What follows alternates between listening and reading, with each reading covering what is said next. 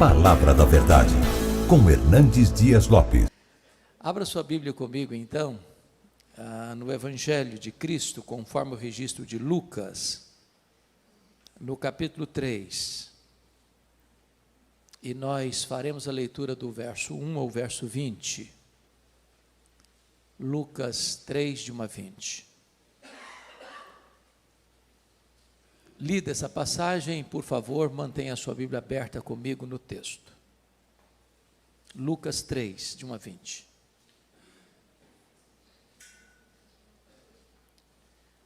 No 15º ano do reinado de Tibério César, sendo Pôncio Pilatos governador da Judéia, Herodes tetrarca da Galileia, seu irmão Filipe tetrarca da região da Itureia e Traconites, e Lisânias tetrarca de Abilene, sendo sumos sacerdotes Anás e Caifás, veio a palavra de Deus a João, filho de Zacarias, no deserto. Ele percorreu toda a circunvizinhança do Jordão, pregando o batismo de arrependimento para a remissão de pecados, conforme está escrito no livro das palavras do profeta Isaías: voz do que clama no deserto, preparai o caminho do Senhor, endireitai as suas veredas, todo o vale será aterrado e nivelados todos os montes e outeiros, os caminhos tortuosos serão retificados e os escabrosos aplanados, e toda a carne verá a salvação de Deus. Dizia ele, pois, às multidões que saíam para serem batizadas: raça de víboras, quem vos induziu a fugir da ira vindoura? Produzi, pois, frutos dignos do arrependimento, e não comeceis a dizer entre vós mesmos: temos por pai Abraão, porque eu vos afirmo que destas pedras Deus pode suscitar filhos a Abraão. E também já está posto o machado à raiz das árvores. Toda árvore, pois, que não produz bom fruto é cortada e lançada ao fogo. Então as multidões o interrogavam, dizendo: que havemos, pois, de fazer? Respondeu-lhes: quem tiver 2 túnicas, reparta com quem não tem, quem tiver comida, faça o mesmo. Foram também publicanos para serem batizados e perguntaram-lhe: mestre, que havemos de fazer? Respondeu-lhes: não cobreis mais do que o estipulado. Também soldados lhe perguntaram: e nós, que faremos? E ele lhes disse: a ninguém maltrateis, não deis denúncia falsa, e contentai-vos com vosso soldo.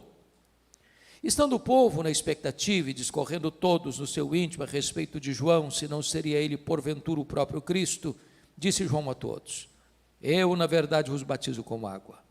Mas vem o que é mais poderoso do que eu, do qual não sou digno de desatar-lhe as correias das sandálias. Ele vos batizará com o Espírito Santo e com fogo. A sua palha tem na mão para limpar completamente a sua eira e recolher o trigo no seu celeiro. Porém, queimará a palha em fogo inextinguível. Assim, pois, com muitas outras exortações, anunciava o evangelho ao povo. Mas Herodes, o tetrarca, sendo repreendido por ele, por causa de Herodias, mulher de seu irmão, e por todas as maldades que o mesmo Herodes havia feito, acrescentou ainda sobre todas a de lançar João no cárcere. Meus irmãos, eu gostaria de conversar um pouco com vocês sobre o precursor do nosso glorioso Redentor, sobre João Batista. João Batista é uma das figuras mais emblemáticas da história e da Bíblia. Ele recebe de Jesus o maior elogio que um homem pode receber. Dentre os nascidos de mulher, ninguém foi maior do que João. João era aquele homem empolgado com Jesus antes mesmo de nascer. João era cheio do Espírito Santo desde o seu nascimento. João teve o privilégio de apontar para Jesus e dizer: eis o Cordeiro de Deus que tira o pecado do mundo. João é uma espécie de dobradiça da Bíblia. Ele fecha o Velho Testamento e ele abre o Novo Testamento. O propósito de Lucas, que era médico e historiador, é mostrar para nós o cenário mundial em que João Batista veio ao mundo. E ao fazê-lo, Lucas adota um método. Ele parte do geral para o particular. Ele parte do império para a província de Israel. Então vejamos isso aqui, primeiramente o cenário do império. Olha comigo o verso 1. No 15º ano do reinado de Tibério César, Tibério César governou do ano 14 ao ano 37. Se João Batista começa o seu ministério no 15º ano de Tibério César, eu estou dizendo que João Batista começa o seu ministério no ano 29 da era cristã. A grande pergunta é como é que estava o Império Romano neste primeiro século, quando o cristianismo sai de Jerusalém e chega a Roma. Qual era o perfil desses homens que governaram esse império? E eu queria fazer uma breve retrospectiva para vocês perceberem isso. Poderíamos começar com o grande general Júlio César, que foi assassinado traiçoeiramente pelo Senado romano. Poderíamos falar de César Augusto, que governou do ano 27 a.C.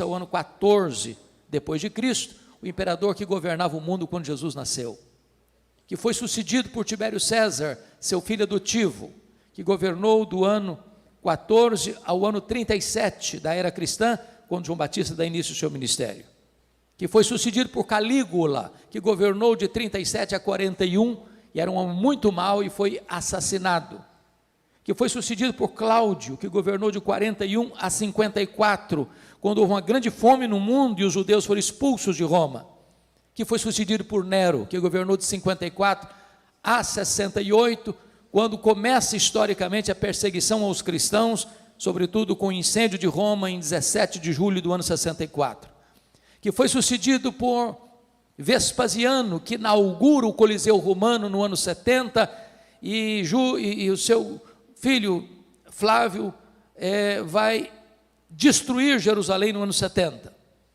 que foi sucedido por Domiciano, que governa de 81 a 96, quando João é levado de Éfeso para uma colônia penal, uma ilha do Mar Egeu, a ilha de Patmos, onde escreveu o livro de Apocalipse. Por que estou lhes fazendo esse breve resumo? Para provar uma única tese: os homens que governavam o império eram homens maus, homens perversos, homens sanguinários, homens truculentos. O cenário político do império era um cenário absolutamente cinzento. Mas uma outra pergunta é feita: como é que estava o cenário político da província de Israel quando João Batista começou o seu ministério? Volte os olhos comigo ao verso 1. Sendo Pôncio Pilatos governador da Judéia, Herodes tetrarca da Galileia, seu irmão Filipe tetrarca da região de Itureia e Traconites, e Lisânias tetrarca de Abilene. Tem algo muito estranho nesse verso aqui. O que você achou de estranho aqui?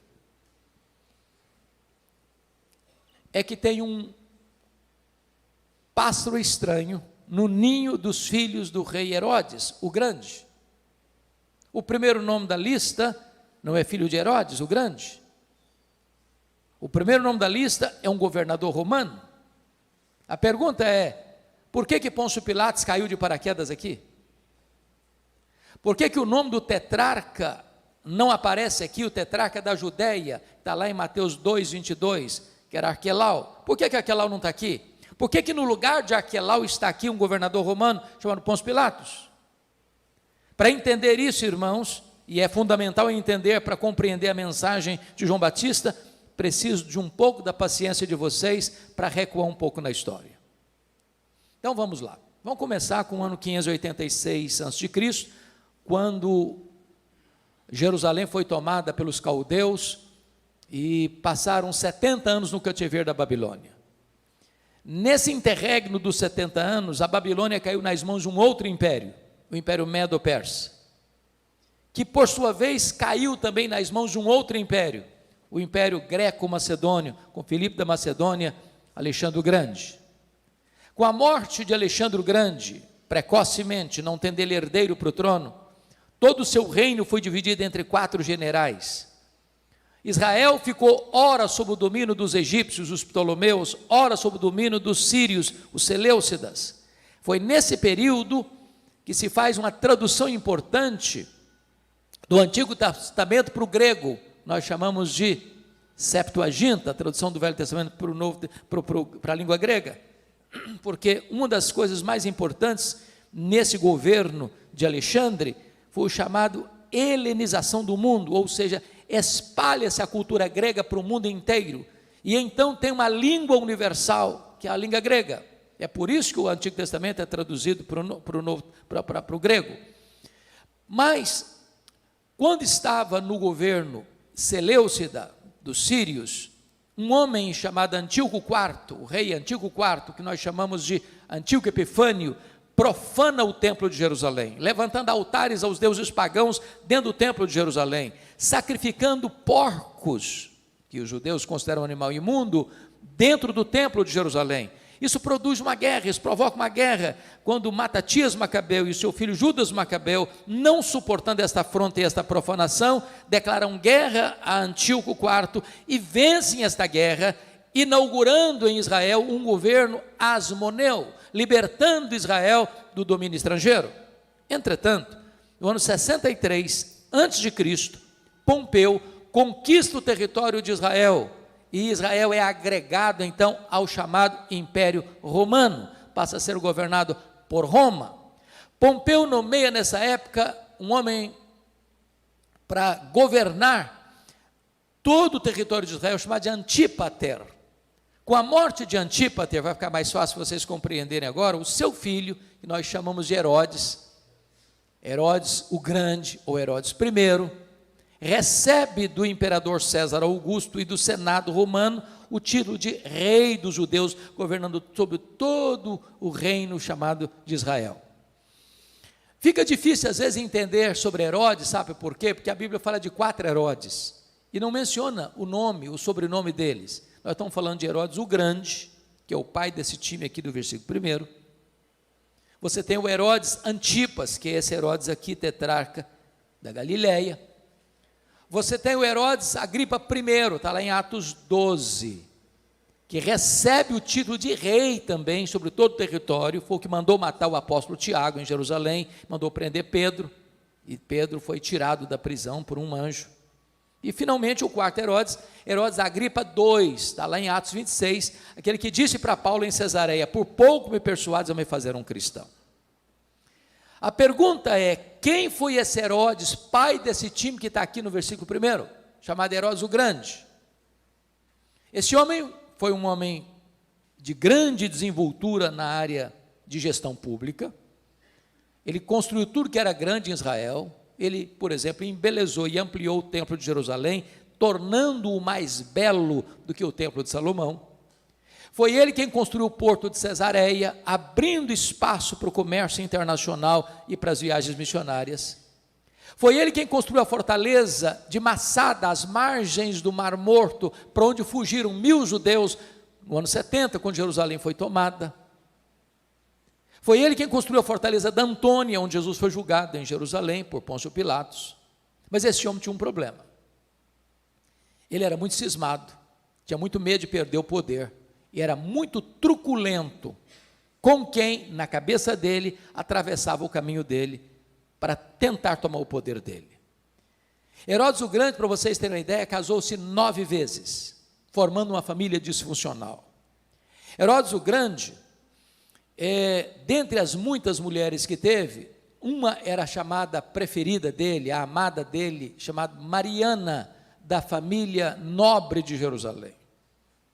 E logo que ele assumiu o governo, para dizer que aqui quem manda sou eu, ele manda matar mais da metade do sinédrio judaico, que era composto de 71 membros. Logo que ele se casa, com medo de que a família da mulher dele pudesse, que eram nobres, fazer qualquer jogo para tomar o poder dele, ele começa a matar os membros da família da esposa preferida.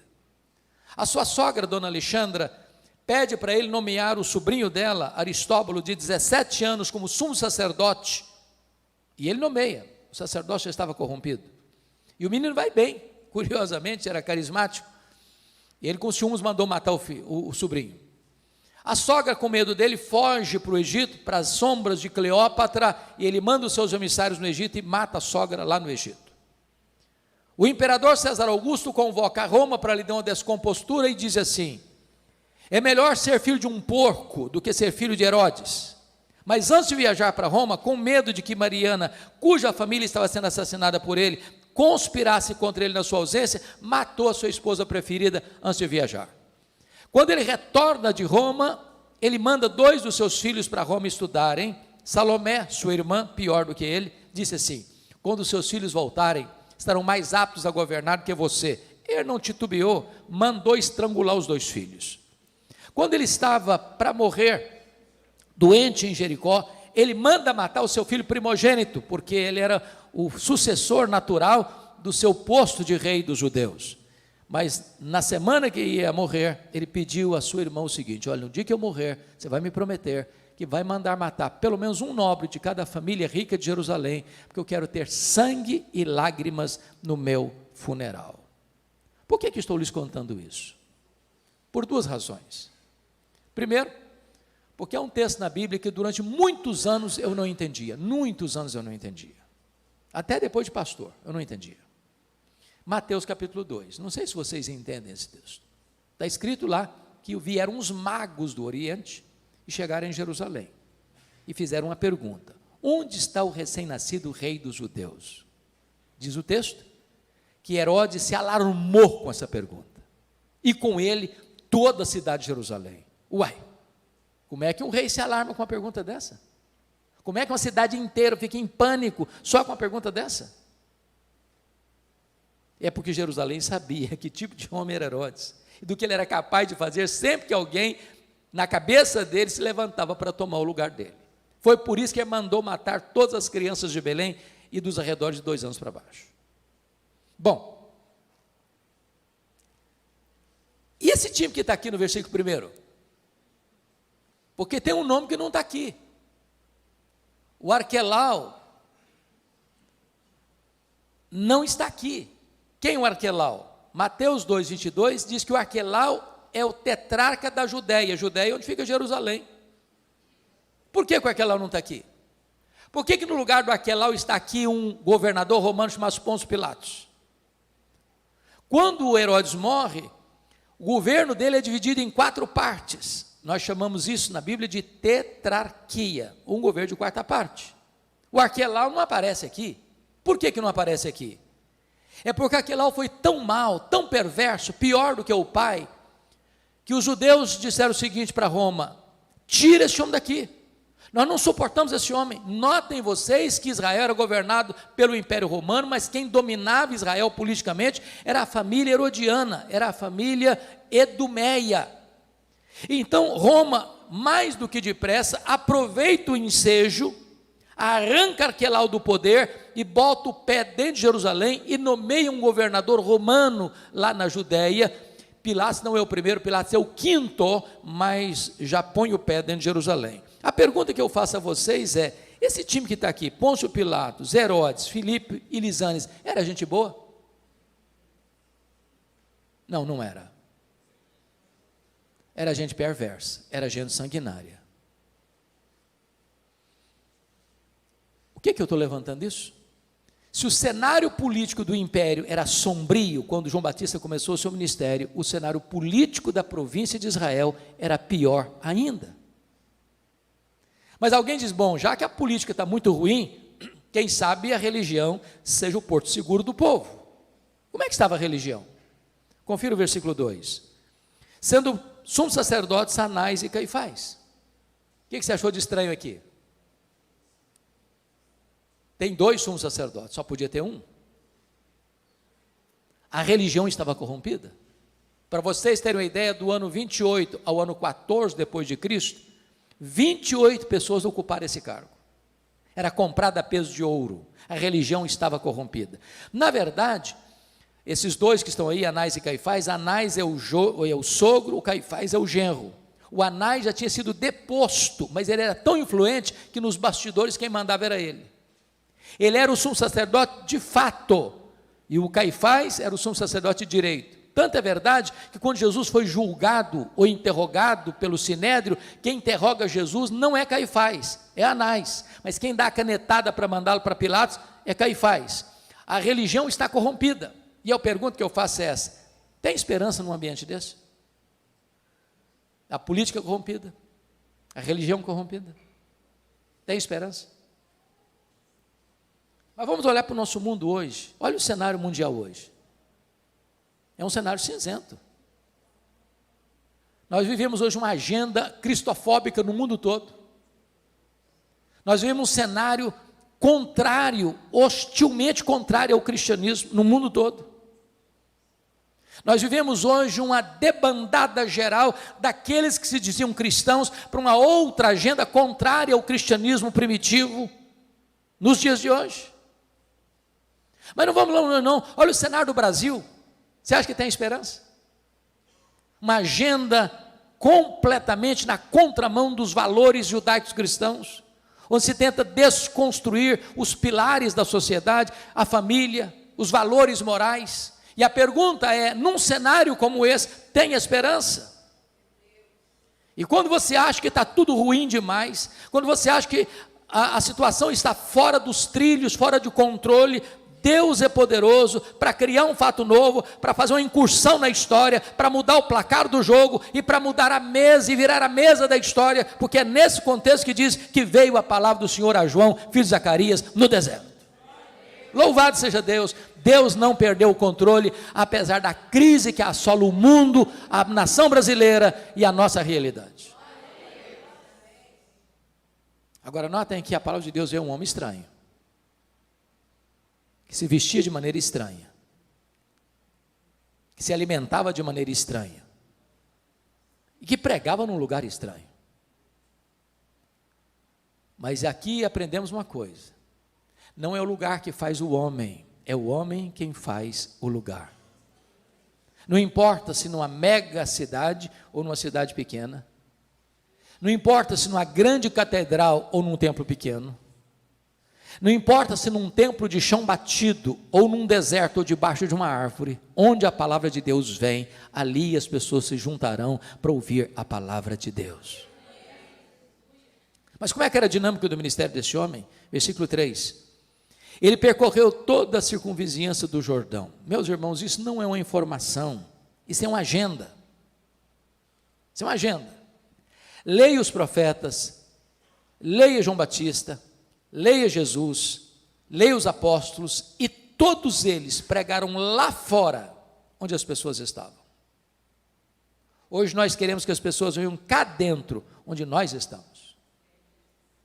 Eles gastaram as solas dos sapatos, nós gastamos o assento dos bancos. Eles tinham agenda centrífuga, nós queremos transformar a agenda em centrípeta. Se nós quisermos impactar o mundo, nós teremos que ir lá fora onde as pessoas estão. Mas a pergunta é, o que é que esse homem pregou? E versículo 3 diz, pregando o batismo de arrependimento para a remissão de pecados. Alguém poderia dizer para João uma coisa muito interessante. Sabe de uma coisa, tem 400 anos que ninguém prega.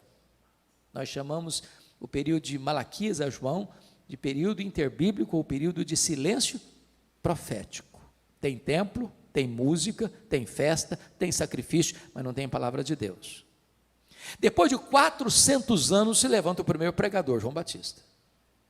Alguém pode dizer, João, pega leve, porque esse povo não está acostumado com Bíblia. Então prega um sermão mais palatável, mais politicamente correto. Se você pega um sermão muito pesado, esse povo não vai aguentar.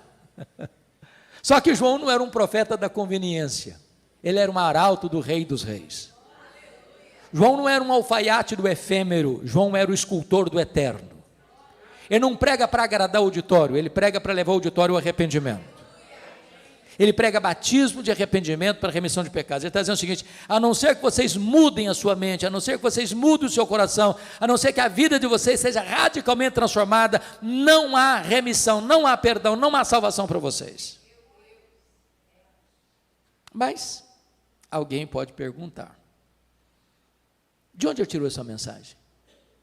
Ele inventou essa mensagem? Ele é a origem dessa mensagem? Ele criou essa mensagem?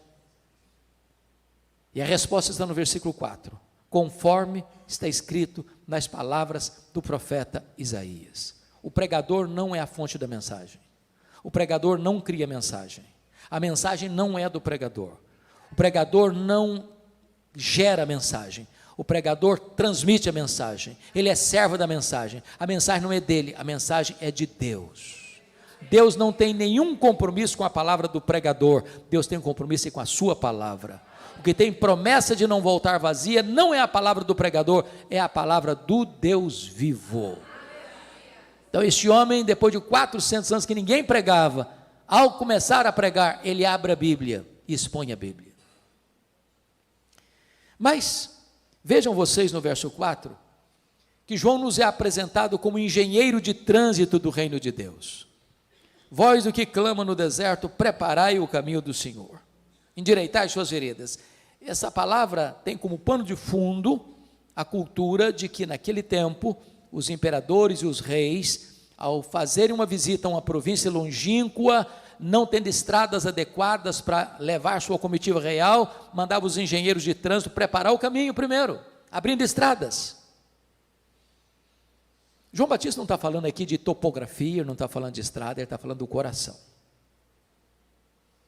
E eu não tenho dúvidas, irmãos, de que preparar o caminho do Senhor é o que nós chamamos hoje de avivamento. Avivamento. Eu tive o privilégio de visitar um dos maiores avivamentos do século passado, século XX, que ocorreu em 1966 em Quacisabanto, na África do Sul. Fomos ali ver o que Deus estava fazendo. Para vocês terem uma ideia, ali foi construído um templo, numa fazenda, para 15 mil pessoas, com 3 cultos por dia. Caravanas do mundo inteiro foram para lá ver o que Deus estava fazendo. Ali cegos viram, ali tetraplégicos andaram, ali mortos ressuscitaram. Eu tive o privilégio de ouvir o testemunho da regente do coral, que ficou 17 horas no caixão. Quando estava sendo levada para o cemitério, o Senhor a levantou da morte. Esses fatos estão documentados em 2 obras que você pode ter acesso. Reavivamento na África do Sul, foi compilado por Augusto dos Nicodemos, quando fazia o seu curso de mestrado lá na África do Sul. E um livro mais completo, God Among the Zulus, Deus entre os Zulus, de Kurt Koch. E nós fomos para lá. E você sabe que brasileiro é muito místico, por natureza. E alguns disseram, nós queremos ver milagres diante dos nossos olhos. Pasmem vocês, ficamos mais de 10 dias lá, nem a palavra milagre nós ouvimos lá. Porém, eu nunca vi alguém andando com Deus com tamanho temor, reverência e santidade, como vi naquele lugar. Perguntamos ao pastor Erlich Stigin, o homem que Deus levantou para aquele avivamento, o que é avivamento? E ele respondeu, avivamento é preparar o caminho do Senhor, para que ele se manifeste. A igreja não promove avivamento, a igreja não agenda avivamento, a igreja não produz avivamento, mas a igreja prepara o caminho do Senhor para que ele se manifeste. Mas o que significa isso? O que ele está dizendo, irmãos, é que precisa existir uma revolução na nossa vida, e essa revolução está descrita aí no versículo 5, veja comigo, todo o vale será aterrado, nivelado todos os montes e outeiros, os caminhos tortuosos serão retificados, e os escabrosos aplanados. Do que ele está falando? Do que ele está falando? O que é um vale? Vale é um lugar obscuro, sombrio, depressão. Vale está falando daquelas cavernas existenciais, daquelas crateras da nossa alma, daquelas gavetas secretas do nosso coração, onde se aninham coisas que não são colocadas à luz do dia. Enquanto essas coisas não foram tratadas e resolvidas, as chuvas do avivamento serão retidas. O que é monte? Outeiro?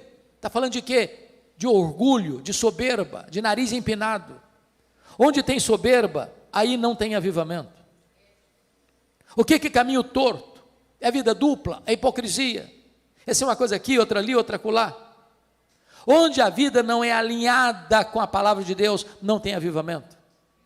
O que é caminho escabroso? A palavra escabroso significa fora do lugar. O que está fora do lugar na sua, na minha, na nossa vida? Enquanto essas coisas não foram alinhadas com a boa, agradável e perfeita vontade de Deus, as chuvas do avivamento são retidas. Mas quando há uma reforma espiritual na igreja, o avivamento é consequência natural, conforme está escrito no versículo 6, e toda a carne verá a salvação de Deus.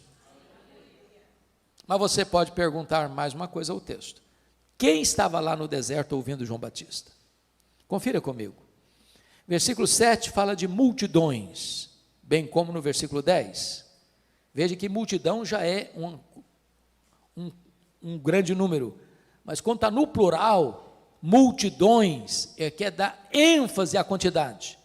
Se você ler Mateus 3, Marcos 1, Lucas 3, você vai entender que toda a província da Judéia estava lá no deserto, toda Jerusalém estava no deserto, toda a província da Judéia estava no deserto.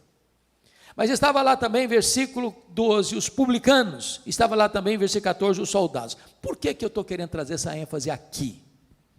Eu me interesso muito por crescimento de igreja, me empolgo com isso. Acho que a igreja precisava estar todo dia antenada com o crescimento da igreja. Mas hoje, fazendo uma crítica interna, às vezes, dentro dos nossos importantes seminários, às vezes o estudante, ao terminar um curso de bacharel em teologia, o sonho dele é fazer um mestrado. Nada de errado com isso. Mas ele não quer pastorear algo de início, não. É que já dá um bypass direto do bacharelado para o mestrado. Aí ele empolga, faz o mestrado, para não perder o pulo, já se matricula num doutorado. Para ganhar bem mesmo espaço, ele já se matricula num pós-doc. E ele vira um especialista, por exemplo, de crescimento de igreja, plantação de igreja. Ele nunca plantou um ponto de pregação, mas ele é doutor em plantação de igreja. Ele nunca levou uma pessoa a Cristo, mas ele é doutor em crescimento de igreja. Ele é um teórico. E esses teóricos, via de regra, dizem assim: você quer plantar uma igreja relevante? Dizem eles, você precisa plantar uma igreja homogênea. O que quer dizer com isso? Bom, imagine vocês, eu quero plantar uma igreja para alcançar a classe média alta da sociedade. Quero uma igreja com grana, com dinheiro, para investir em grandes projetos do reino. Vou plantar uma igreja onde? Bom, vou escolher um condomínio de alto padrão e plantar uma igreja liberta.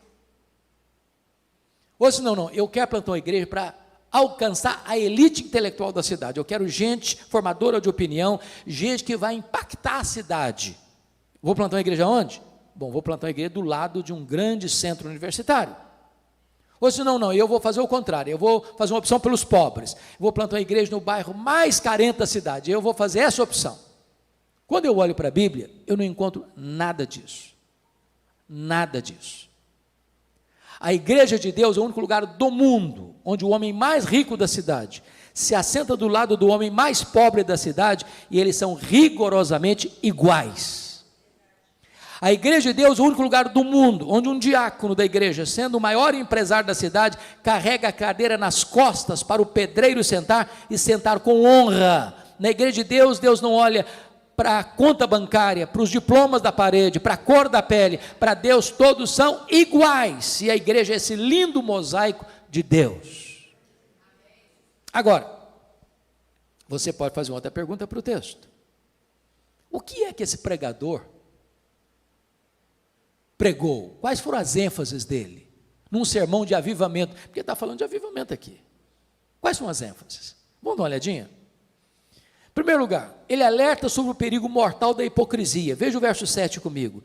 Dizia ele, pois, as multidões que saíam para serem batizadas: raça de víboras. E eu fico escandalizado, profundamente. Meus irmãos, tem 400 anos que ninguém prega. No primeiro sermão que o cara levanta para pregar, chamou o auditório dele de raça de víboras. É muita indelicadeza, é muita acidez na voz, é muito tóxica essa palavra. Não faça isso, Irão, por favor.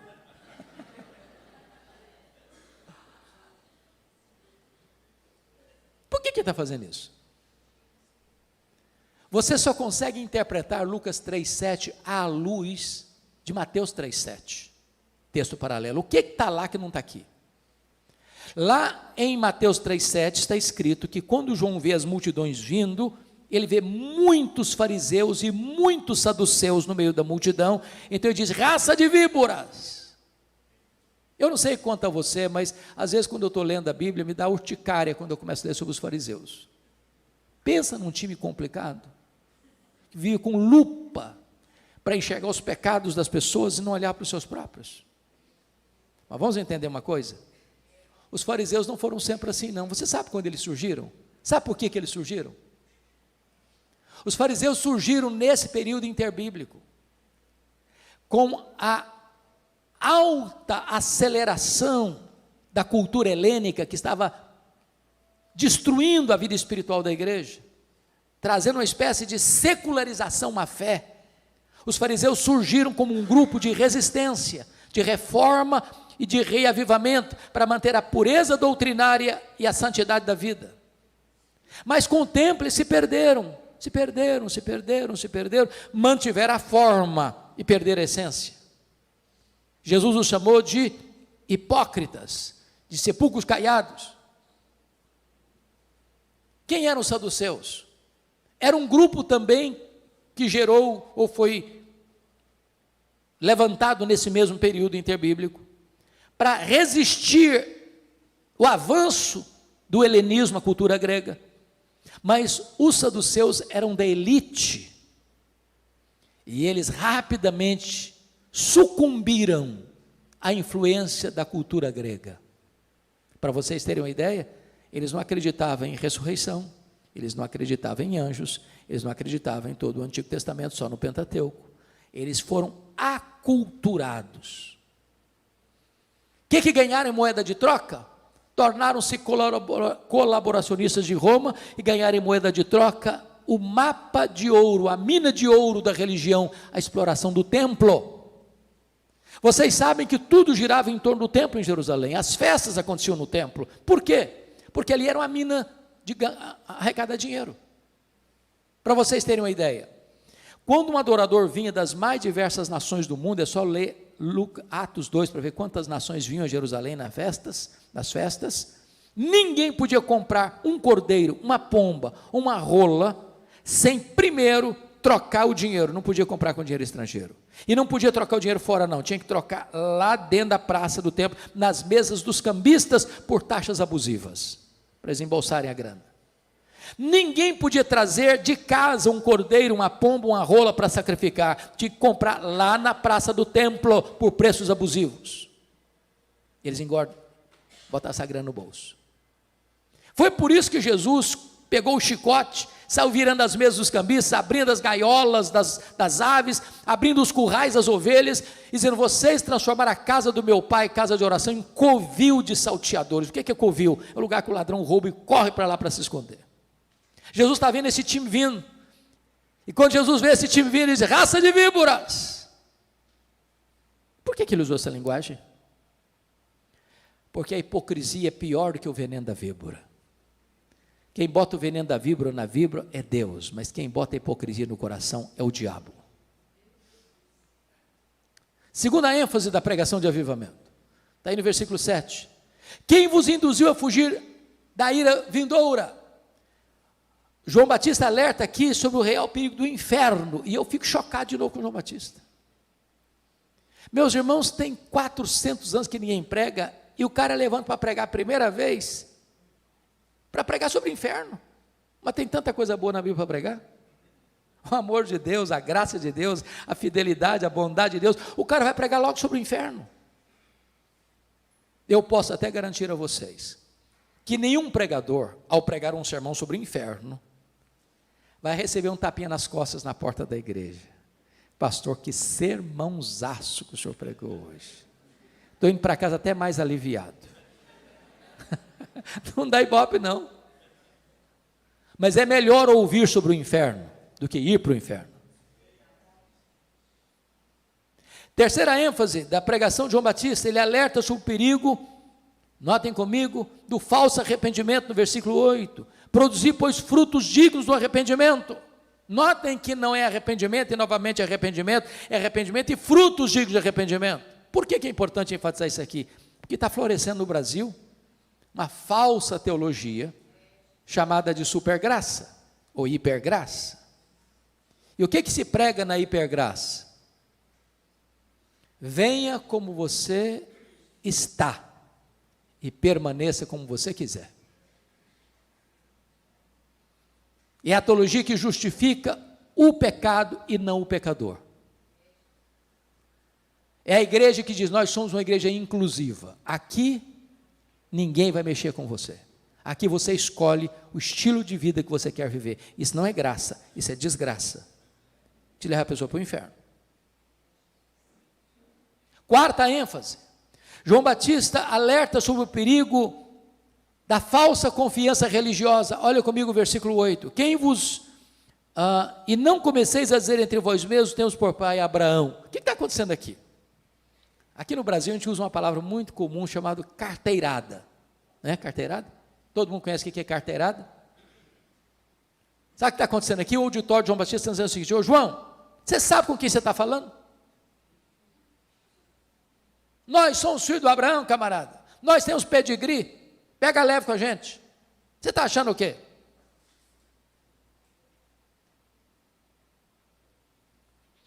Há um grande perigo, irmãos, das pessoas acharem que a segurança delas está na estrutura religiosa. Porque os verdadeiros filhos de Abraão não são aqueles que têm o sangue de Abraão correndo em suas veias, mas aqueles que têm a fé de Abraão habitando em seu coração. Às vezes eu pergunto assim para as pessoas, e aí, meu irmão, você está firme na sua salvação? Eu falei, claro, meu pai é o pastor da igreja. É legal, né? Minha mãe é uma mulher santa de oração. Muito legal, mas não leva você para o céu, não. Tem gente mais sofisticada. E aí, meu irmão, você está firme na sua fé? Claro, eu sou calvinista convicto. Outros, né, eu sou arminiano, seguro. Você pode ser calvinista, você pode ser arminiano, você pode ser o que quiser ser, mas não é isso que leva você para o céu, não. Você pode ser membro da igreja presbiteriana, primeira igreja presbiteriana de Guarapari, você pode ser membro da primeira igreja batista de Guarapari, você pode ser membro da Assembleia de Deus, você pode ser membro de qualquer igreja que você quiser, mas não é isso que leva você para o céu, não. A não ser que você esteja em Jesus, não há esperança para a sua vida. Mas João Batista alerta ainda mais sobre o perigo de uma vida infrutífera, versículo 9, olhem comigo, e também já está posto o machado à raiz da árvore, toda árvore que não produz bom fruto é cortada e lançada no fogo. Você quer saber se um cara é crente mesmo? Não escuta o que ele fala, veja o fruto que ele produz. Bom, outra pergunta ao texto, esse tipo de sermão dá resultado? Vamos ver? Confira comigo. Versículo 10, primeiro resultado, 10 e 11. Em tempos de avivamento, irmãos, preste atenção nisso, o apelo não parte do púlpito para o auditório, o apelo parte do auditório para o púlpito. Foi assim no Pentecostes. Pedro está pregando, e o auditório pergunta, o que vão fazer com esse sermão seu? Arrependei-vos de cada um de vós seja batizado em nome do Senhor Jesus Cristo para a remissão dos vossos pecados e recebereis o dom do Espírito Santo. E esta promessa não é apenas para vós, é para os vossos filhos, para aqueles que estão longe, para quantos o Senhor nosso Deus chamar. João Batista está pregando aqui e as multidões estão perguntando, João, o que nós vamos fazer com o seu sermão? E ele respondeu, quem tiver 2 túnicas, dê uma para quem não tem, quem tiver comida, faça o mesmo. Você quer saber se o cara é crente mesmo? Veja se ele é generoso. Não combina crente mão de vaca, pão duro, suvina, avarento. Crente tem o coração aberto, crente tem o bolso aberto, crente tem a mão aberta, crente tem a casa aberta, crente é generoso. Agora preste atenção uma coisa, generosidade não é arrependimento. Ninguém vai para o céu porque dá comida e roupa para as pessoas. Generosidade é a evidência do verdadeiro arrependimento e não um substituto do verdadeiro arrependimento. Segundo lugar, vamos ver a reação, a resposta da pregação dele, versículos 12 e 13. Foram também publicanos para serem batizados e perguntaram-lhe, mestre, que havemos de fazer? Respondeu-lhes, não cobreis mais do que estipulado. O que está acontecendo aqui? Os publicanos, irmãos, eram os cobradores de impostos. A raça mais odiada de Israel, não podia frequentar a sinagoga, eles eram desprezados, odiados. Por quê? Porque eles exploravam as pessoas. Claro, eu estou falando agora de Receita Federal, estou falando aqui do leão, está de olho em você. Naquela época, Roma não tinha toda a estrutura que se tem hoje para arrecadar tributos e impostos. O que Roma fazia? Roma fazia uma concessão. Então, você vai recolher os impostos aqui dessa região, passa para os cofres de Roma um valor devido, mas Roma não está nem aí se você cobra muito mais e embolsa o resto. Então esse time estava lá escutando João Batista. E ele perguntou, João, o que nós vamos fazer com o seu sermão? E ele respondeu assim, não cobrem mais do que o estipulado. Você quer saber se o cara é crente mesmo? Vê se ele não passa a perna nos outros. Veja se não é desonesto nos seus negócios. Vê se não usa mecanismos sorrateiros, subterrâneos, para engordar o salário. Veja se o dinheiro que cai na conta dele é dinheiro limpo. Ah, pastor, isso tem nada a ver com o evangelho. Versículo 18, João está pregando o evangelho. Meus irmãos, tem muito crente enrolado hoje, sabia? Tem muito crente desonesto hoje. Tem muito crente hoje que dá cheque sem fundo. Tem muito crente hoje que faz dívida sabendo que não vai pagar. O evangelho transforma o caráter. Não adianta ser um político, um vereador, um deputado estadual, deputado federal, um senador evangélico. Às vezes o cara está lá e se corrompe, e se vende. Tem preço. O evangelho muda o caráter. O evangelho impacta na vida econômica, na vida do comércio, da indústria. Mas vamos ver a terceira reação da mensagem de João Batista, se essa mensagem transforma. Versículo 14, olha aí comigo. Também soldados lhe perguntaram, e nós que faremos? E ele lhes disse, a ninguém maltrateis, não deis denúncia falsa, contentais com o vosso soldo. Vamos entender isso aqui. Estou falando de soldados romanos, num território ocupado por Roma, que é Israel, fardado, está lá escutando João Batista. E eles perguntam, e nós, ô João, vamos fazer o que com o seu sermão? Ele disse, a ninguém maltrateis, não deis denúncia falsa, contente com o seu salário. Vamos entender isso aqui. Qualquer pessoa, seja militar, civil, político ou religioso, do topo da sua liderança, corre o risco de exorbitar na liderança e machucar pessoas. Então não use da liderança que você tem para machucar ninguém, para pisar em ninguém, para humilhar ninguém. Não deis denúncia falsa. Do que ele está falando? O problema é que os soldados estavam mancomunados, conluiados com os cobradores de impostos para receberem propina. Então eu vou ilustrar isso aqui. Como é que é o seu nome, filho? Leonardo. Me permita usar você como exemplo aqui, Leonardo. Imagine que o cobrador de imposto chegava na casa do Leonardo e disse, Leonardo, eu vim te comunicar que você vai pagar tanto de imposto esse ano. Leonardo tomava um susto, disse, eu não posso pagar isso tudo esse ano. Se eu for pagar esse tanto de imposto esse ano, a minha família vai passar necessidade. O cobrador de imposto publicando disse, mas esse tanto você vai pagar. E não discutia, não ia embora. Entrava o soldado romano. Leonardo, eu vim te avisar, você vai pagar tanto esse ano. Eu não posso pagar isso tudo esse ano. Ou você paga ou eu te denuncio.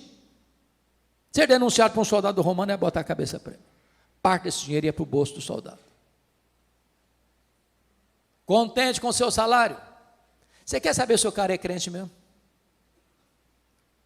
Veja se ele não usa mecanismos escusos para receber propina.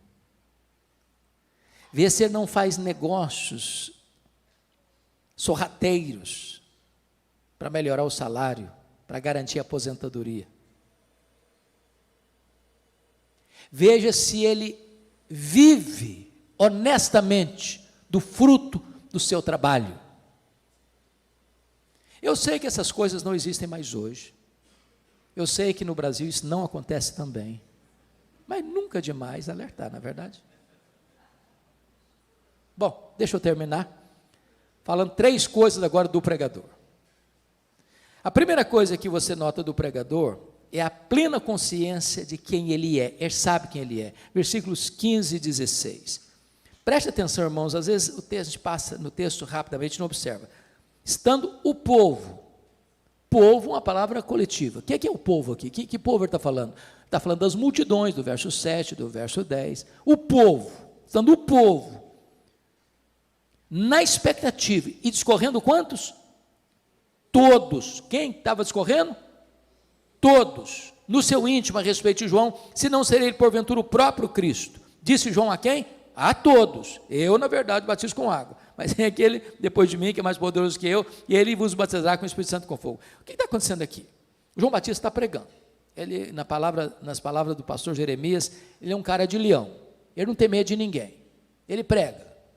De repente, toda a multidão, o povo todo começa a pensar, começa a cogitar. Ô gente, quer saber de uma coisa? Esse João aí não é precursor do Messias, é coisa nenhuma. Esse João aí é o próprio Messias, não pode ser ninguém melhor que ele, não, hein? É ele mesmo.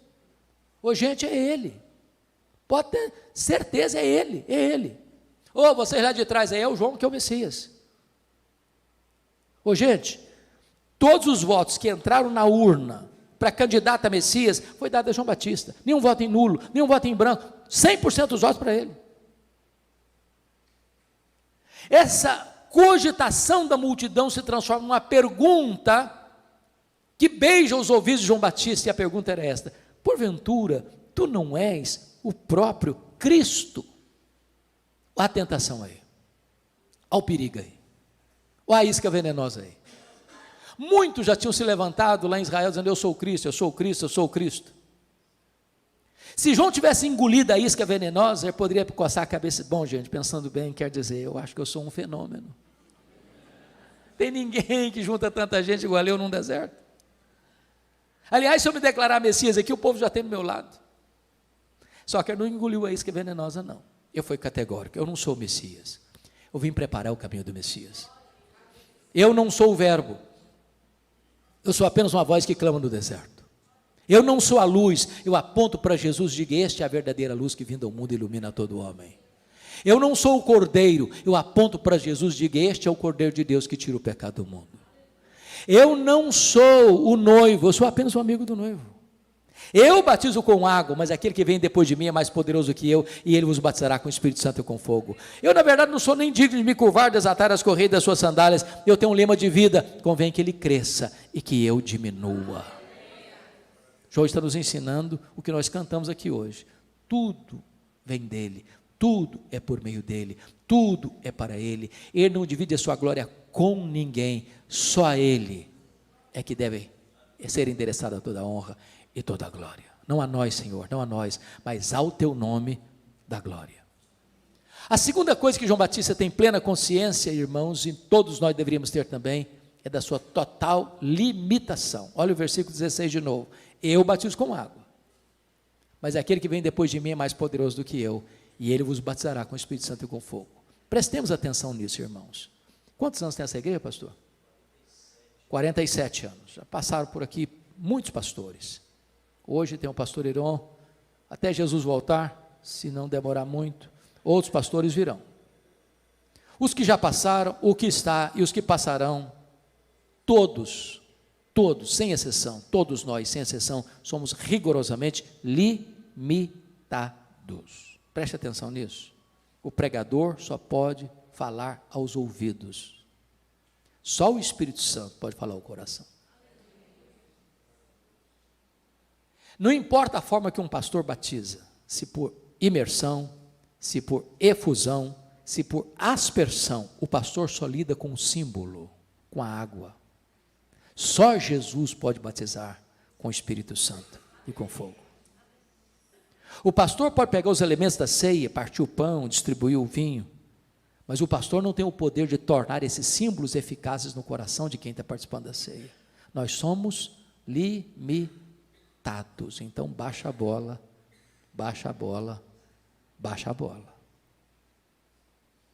Mas finalmente, e aqui eu termino, o pregador é corajoso. Confira comigo, por favor, versículos 19 e 20. Mas Herodes, o tetrarca, sendo repreendido por ele por causa de Herodias, mulher de seu irmão, e por todas as maldades que o mesmo Herodes havia feito, acrescentou ainda sobre todas as de lançar João no cárcere. Vamos entender isso aqui.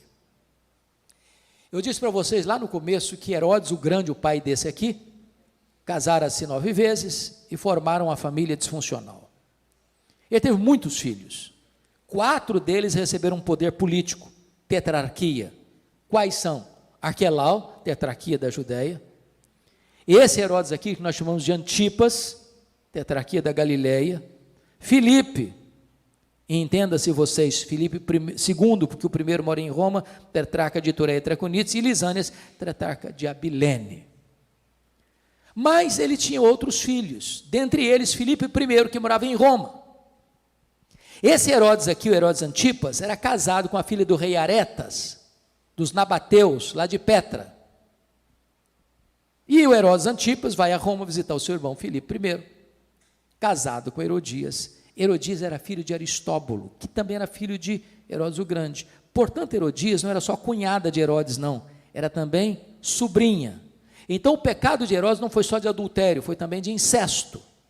E ele chega lá, se engraça com a cunhada disse assim para ele: Herodias, se você me prometer divorciar-se da filha do rei Aretas, eu largo o seu irmão e vou embora com você para Galiléia. Herodes topou. E um dia, pensem comigo na cena, o Herodes embarca com Herodias na Galiléia. O João, que era cara de leão, não tinha medo de ninguém, botou o dedo na cara dele e disse: não te é lícito possuir a mulher do teu irmão. Ele sabia que estava mexendo num vespeiro, num ninho de cobras. Sabia que seria odiado por isso e foi mesmo. Aliás, foi preso por causa disso. E eu fico imaginando se nós resolvêssemos tratar de pecados pessoais dos políticos brasileiros, se teríamos vida fácil também. Mas foi preso aonde? Na masmorra de Maquerós. Sabe onde fica Maquerós? Do lado do Mar Morto. 45 a 50 graus todo dia. Um dia, na festa de aniversário do rei Herodes, ele deu uma grande festa, convidou seus amigos. Já estavam todos chapados. Quando entra no cenário, a filha de Herodias dançando desenvoltamente. O rei bêbado fez um cheque em branco e deu para a menina, dizendo: pode pedir o que você quiser. O que você quiser. A menina tão esperta quanto a mãe disse: mãe, o que eu peço? Estou com um cheque em branco. Pode pedir o que eu quiser. Ela disse: peça a cabeça de João Batista, numa bandeja. O Herodes ficou meio perturbado, porque o Herodes até gostava de ouvir João Batista. Tinha até medo dele. Quando Herodes ia ouvir João Batista, sabe de que assunto João Batista tratava com ele? Juízo final. E o cara saia mais desesperado ainda. Agora sai o carrasco lá da Galiléia, vai lá no Mar Morto, tira o João Batista da prisão, bota a cabeça dele num cepo e tosa a cabeça dele com a espada. E aquele bolo macabro entra na festa da iniquidade. E você sai horrorizado, perplexo, chocado com essa cena. Diz: meu Deus, que tragédia. O homem, maior homem dentre os nascidos de mulher, precursor do Messias. Que tragédia. Que fim infeliz, inglório. Mas João Batista não pensava assim. João Batista entendia que é melhor você estar preso com a consciência livre do que você estar livre com a consciência presa. João Batista entendia que é melhor você perder a cabeça com honra do que viver com desonra. João Batista entendia que o que importa para um homem não é como ele morre, mas como ele ressuscita. Eu pergunto a vocês, hoje, que pai, que mãe bota o nome num filho de Herodes? Só um louco, um desavisado. Mas João, apesar de morto, ainda fala, ainda desafia, ainda inspira, ainda motiva você e eu vivermos em santidade. João Batista nos ensina que se vivemos, para o Senhor vivemos. Se morremos, para o Senhor morremos. Quer pois vivamos, quer pois morramos, nós somos do Senhor. Que a vida dele, de João Batista, nos mova, nos inspire nesta manhã. Em nome de Jesus. Amém.